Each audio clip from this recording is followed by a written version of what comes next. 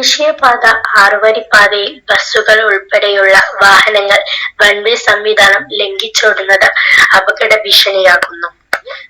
കഴിഞ്ഞ ദിവസങ്ങളിൽ നടത്തിയ പരിശോധനയിൽ വൺവേ തെറ്റിച്ചോടിയ നിരവധി വാഹനങ്ങൾക്കെതിരെ കേസെടുത്തതായി തേഞ്ഞിപ്പാലം പോലീസ് പറഞ്ഞു.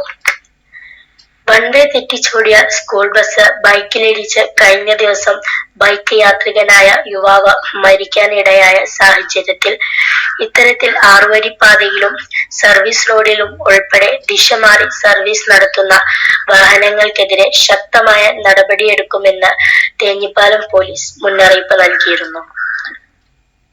നിയമം ലംഘിക്കുന്ന വാഹനങ്ങളെ പിടികൂടാൻ മഫ്തിയിൽ പോലീസ് പരിശോധന നടത്തുമെന്നായിരുന്നു പോലീസ് നൽകിയ മുന്നറിയിപ്പിൽ വ്യക്തമാക്കിയിരുന്നത്. എന്നാൽ ഈ മുന്നറിയിപ്പൊന്നും വകവെക്കാതെയാണ് 6 വരിപ്പാതയിൽ ഉൾപ്പെടെ അപകട ഭീഷണിയായി ബസ്സുകൾ ഉൾപ്പെടെയുള്ള വാഹനങ്ങൾ കുതിച്ചു പായുന്നത്.